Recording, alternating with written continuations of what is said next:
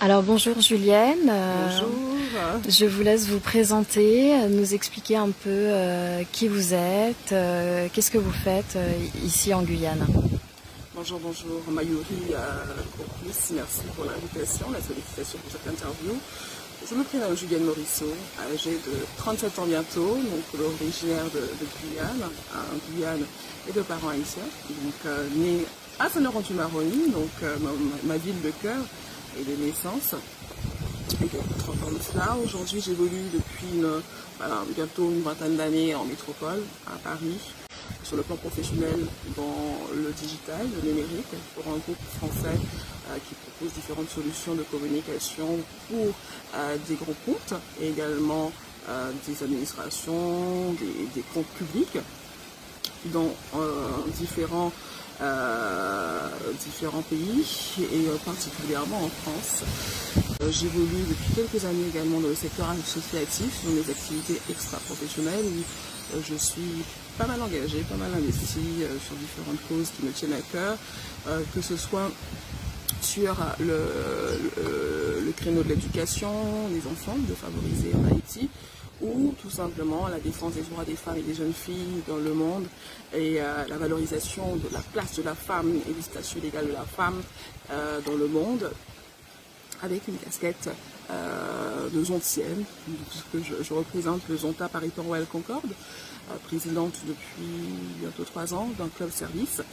qui a été créé il y a 51 ans cette année à Dakar par Madame Janine Diagne qui est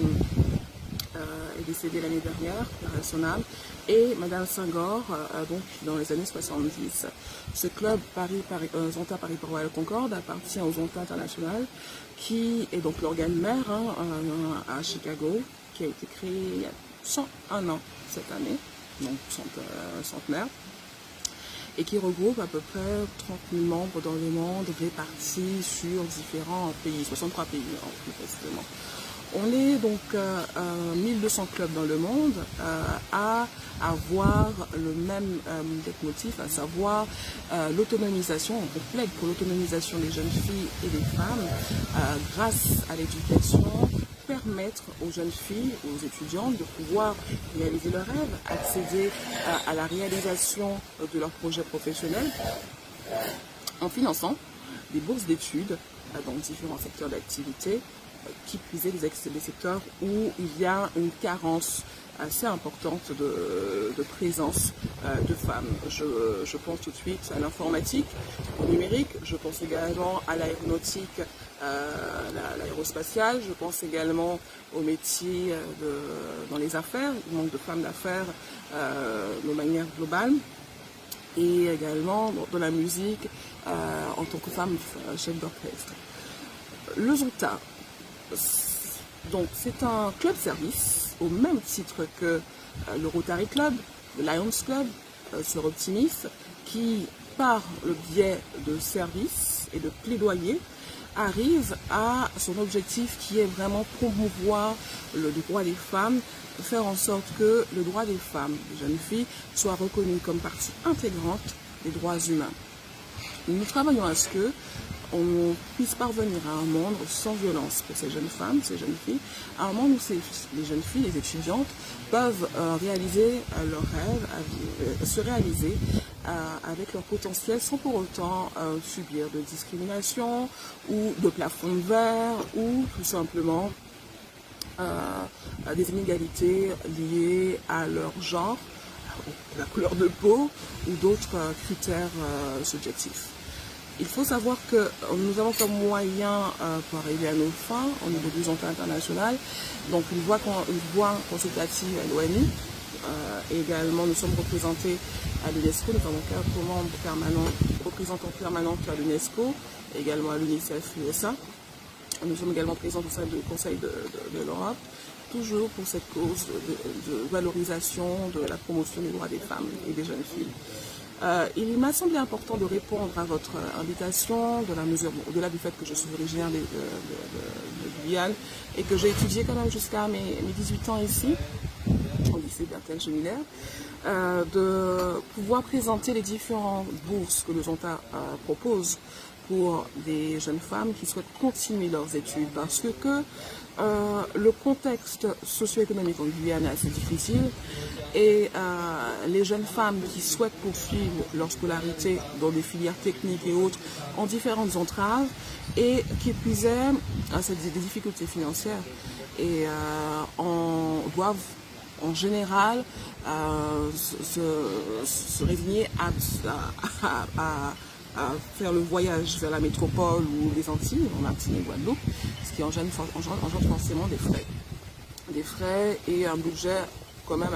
conséquent si on est sur des études supérieures au-delà de 2 ou 3 ans. Aujourd'hui, il y a plusieurs bourses qui sont accessibles aux jeunes femmes dans le monde. En Guyane, aujourd'hui, il n'y a qu'une seule bourse auquel les jeunes filles peuvent prétendre, c'est la bourse Jeanne Indienne qu'on a créée propre à mon club en hommage à la fondatrice, Gaïa éco-responsable, qui vise les jeunes femmes qui entreprennent des études, des actions dans le domaine du développement durable. Donc, développement durable, écologie et autres. Je me ferai un plaisir de transmettre à votre média les fiches de candidature, les appels à candidature avec les différents critères pour cette bourse, de façon à ce que, j'espère, on puisse avoir des candidates et peut-être, j'espère même, une lauréate guyanaise. C'est un montant de bourse qui s'élève à 3 000 €. C'est certes peut-être pas grand-chose, mais c'est 3 000 € qui peuvent apporter soit du beurre dans les épinards pour une année scolaire pour une étudiante, ou tout simplement déverrouiller un certain nombre de situations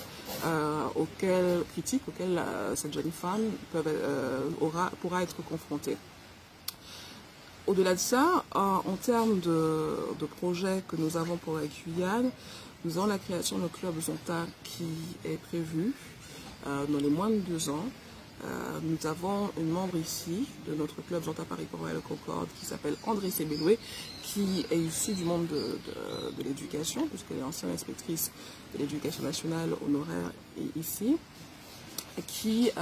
souhaite fonder ce club. Donc ce sera un club dans un premier temps dans l'Est, autant pour moi, guyanais, mais avec un rayonnement en termes d'action